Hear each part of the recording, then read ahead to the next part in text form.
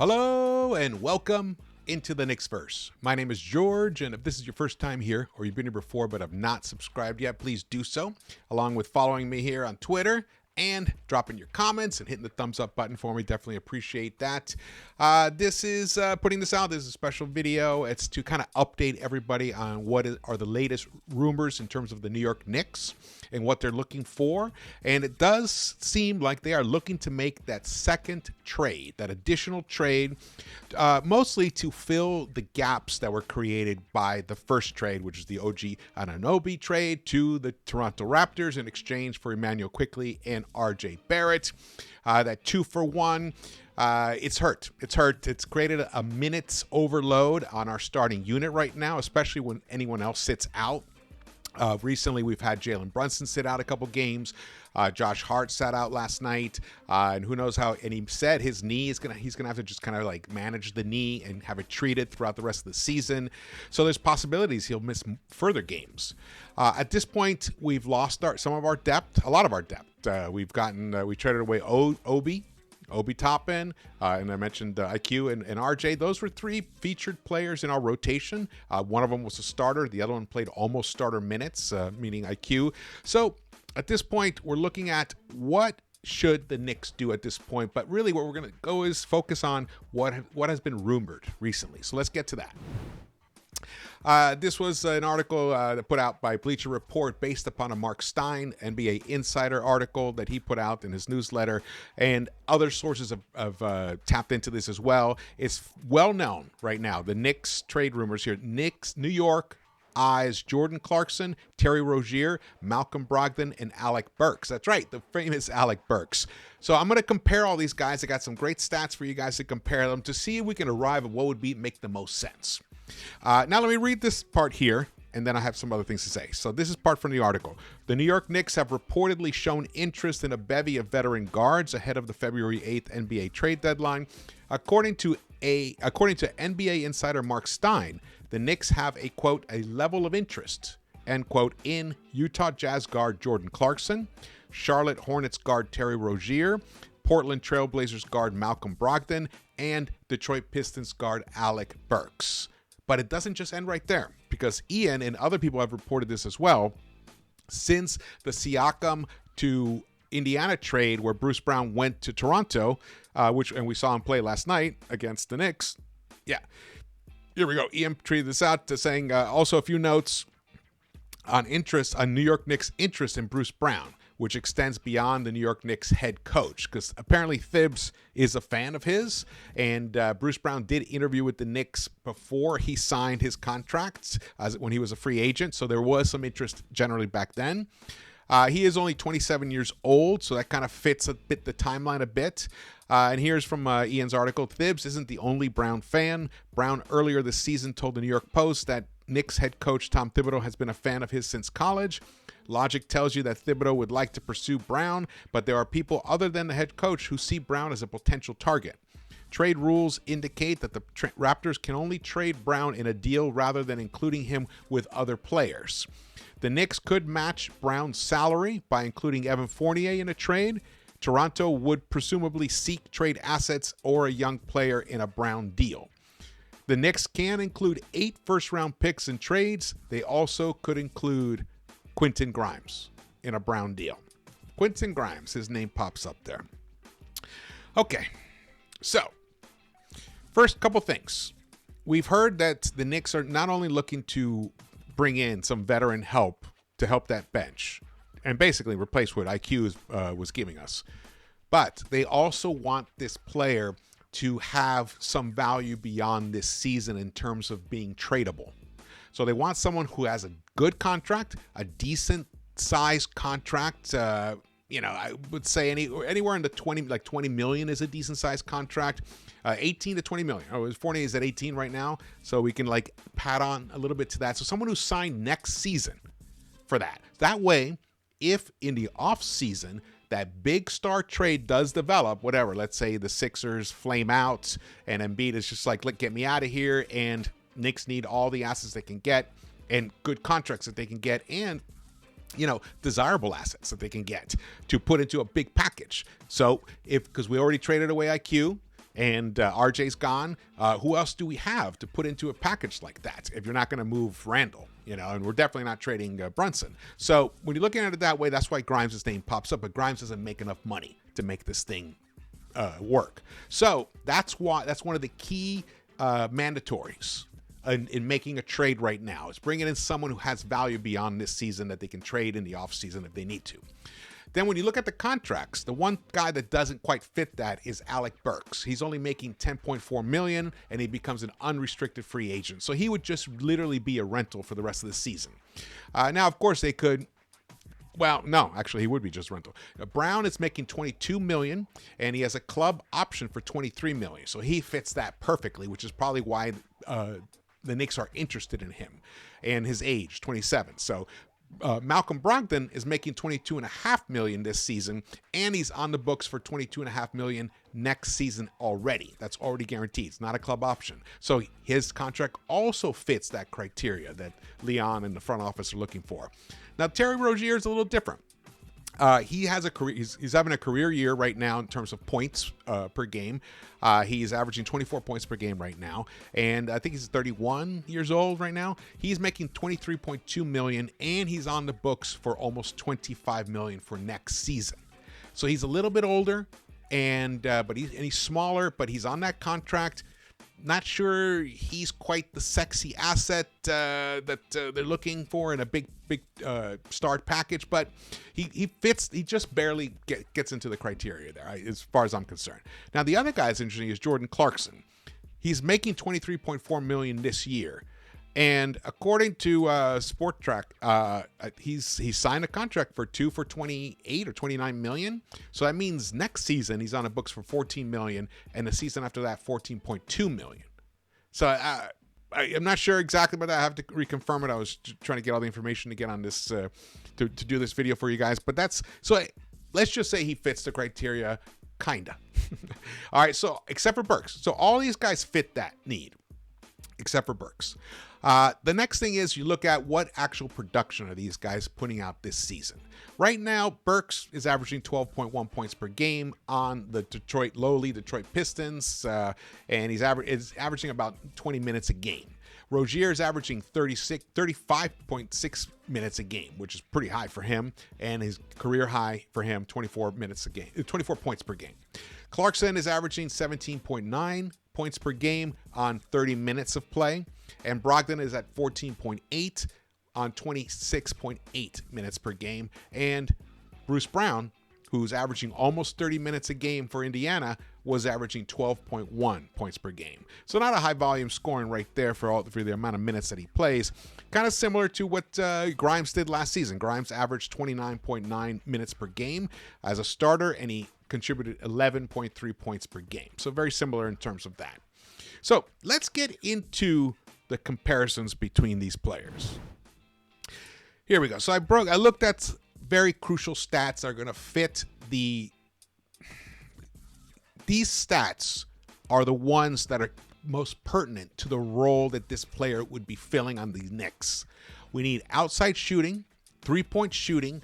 We need someone who can run the offense. And all these guys have shown in the past, except for Grimes. Grimes has not. That's the one negative about him, which is why we do need to make a trade. We need a second guy. We need an IQ type of guy. Grimes doesn't run an offense. In Summer League, they looked at him. They've given him some chances in the past, and he's done an okay job or whatever, but he's obviously been regressing. So we're not going to depend on him to do that at the moment. Though, I mean, if it were my druthers, I probably would go with it, But then again, this is not what they're looking at. So got to follow what the Knicks are looking to do. So here we go. Rim field goal percentage is up there. That's the first column. The second column, all three-point shooting percentage. The next one is corner three-point shooting percentage, because we know that's crucial in a Thibodeau scheme. Pull-up shooting, very important. Very important, because then these guys, they don't need to be assisted. No one needs to feed them the ball. Just pull up, knock it down. That's an incredibly valuable skill. And it's something that we need on the Knicks, and something that Jalen Brunson's been doing fabulously at. And that's one of the reasons that his three-point shooting has skyrocketed this season. Catch and shoot. Catch and shoot. That's also crucial crucial. As guys drive, they kick it out, especially if these players are going to play alongside, have minutes alongside Brunson from time to time, which they probably will. And then then we're going to look at the defensive numbers, defensive rating, and I pulled from Duncan Threes, the defensive estimated plus minus, which is a great stat, and I got a cool chart to show you guys if you're not familiar with that website. So let's run it down.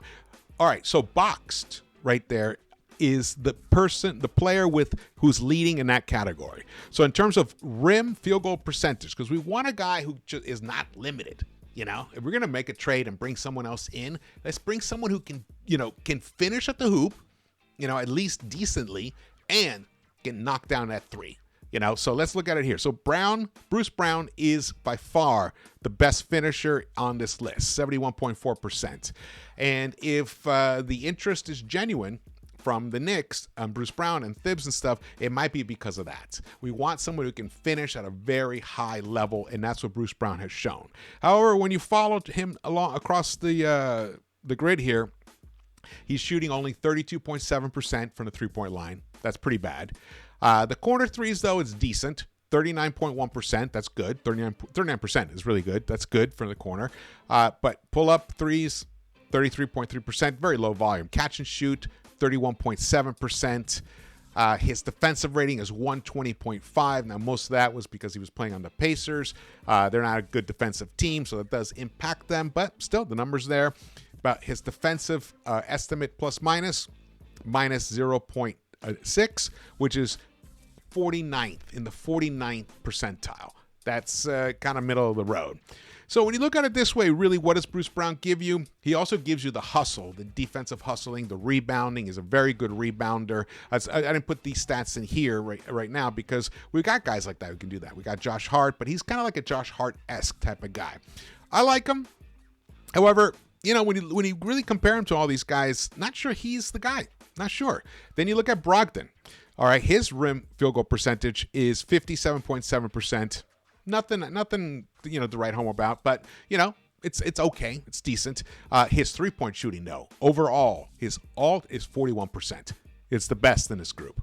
His corner three-point shooting, almost 41%. The best in this group. His pull-up three-point shooting is like one of the worst in this one, 27.9%. So that's not something he does. But his catch and shoot, 52.8%. is the best. So he leads in 3 of these categories. And then when you look at his defensive rating, he's 114.2. He's number 2 behind Quentin Grimes. By the way, Quentin Grimes is the best defender on this list. So I'm going to lead to a conclusion of what is the best approach here. And that's why I included Grimes in this. And Brogdon is also the only one who's positive in a defensive estimated plus minus. He's a plus 0.1 for the 64th percentile. Then you look at Clarkson.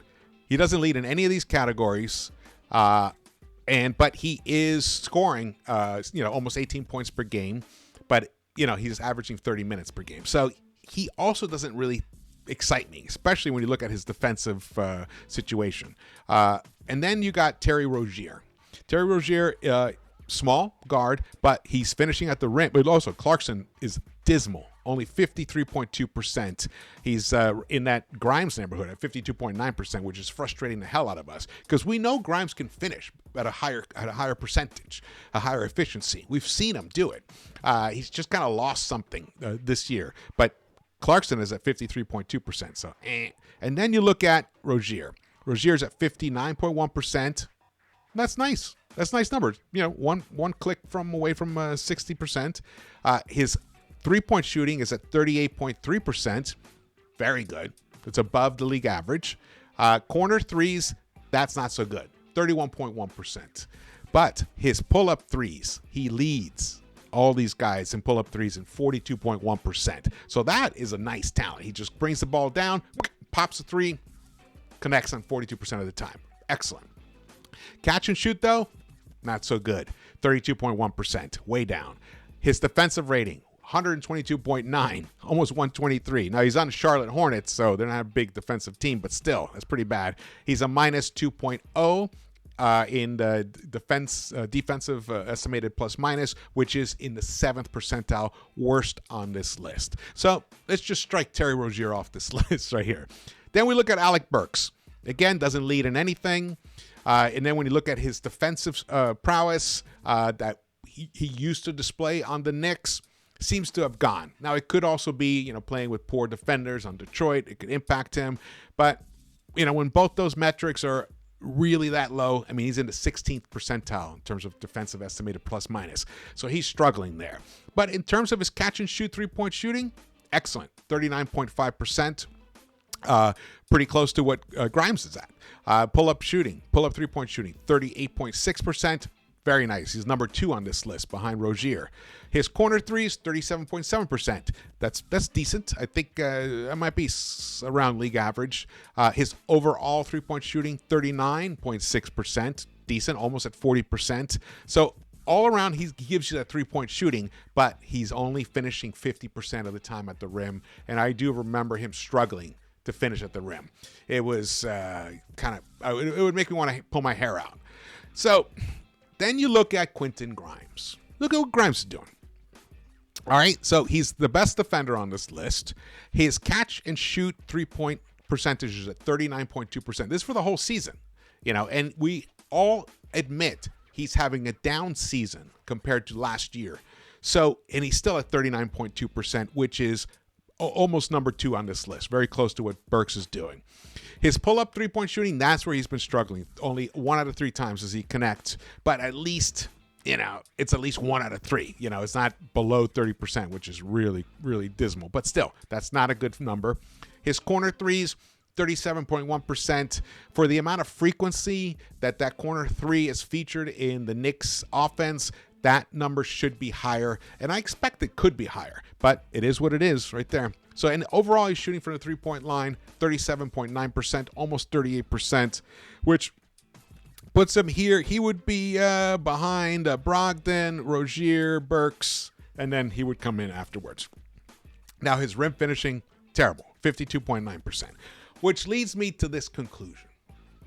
This conclusion here. But wait, before we get to that, let me show you this.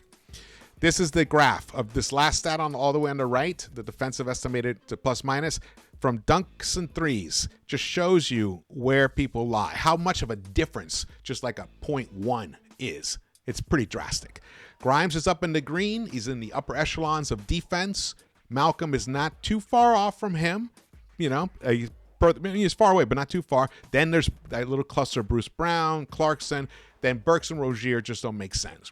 So let's eliminate Burks and Rozier and just talk about Brogdon, Brown, and Clarkson. Okay, so it seems like to make the Brown deal work, you have to include Quentin Grimes in that deal. I don't see how that really helps us in the long run. We're trading away a younger player who has a potentially much higher upside for a guy who's a little older, who's making a lot more money, who isn't as good a three-point shooter, but he can run your offense, at least, the second unit, and he's a better defender. But when you look at the option of Malcolm Brogdon, who gives you the similar type of contract flexibility, who will have value in the offseason, especially if he stays healthy. He'll have value in the offseason to trade, no doubt. He's already been traded several times already. And if you can get Malcolm Brogdon for just Evan Fournier and like a low first-round pick, and you don't have to give up Grimes as an asset, why not just add Malcolm to this team? Keep Quentin as insurance. You'll still find some minutes here and there, but when you need that defensive presence, we can always turn to Grimes and make them battle it out. Brogdon can be the IQ for what Grimes needs on the second unit. And Brogdon, I think, can play alongside Brunson sometimes when that's needed. And look, it's a long, grueling season. I would rather hold on to Quentin, our last prized young asset, and just add someone like Malcolm Brogdon to this team to help with the minutes load, because we're really going to need some help right now. Thibs is going to overwork these guys, and then by come late March or April, this team could be very different than it was before. Well, I'm curious. I'm curious what you guys are going to say about this. Presented my case, and I've already done this before, and it just seems like Malcolm Brogdon, that guy right there, is the right guy for this Knicks team. currently right now. I also like his size as well. I mean, ex-rookie of the year, sixth man of the year. The guy's got the credentials, and he seems like he's going to be very consistent. He's going to give, night in, night out, he's going to give you what you need. And that's what we need. All right, thank you so much for watching this. Again, my name is George. Please subscribe. Hit the thumbs up button for me. Oh, and when you subscribe, turn on the notification bell so you are alerted when I drop a new video. And, of course, doing a lot of recaps. Going to try and do some more lives soon. Gonna set those up. And just stay tuned. Let's see what Leon Rose does. I'm excited. I'm excited about where the Knicks are going right now, but we definitely have some issues that we need to address ASAP. All right, I will see you around the Knicks-Verse.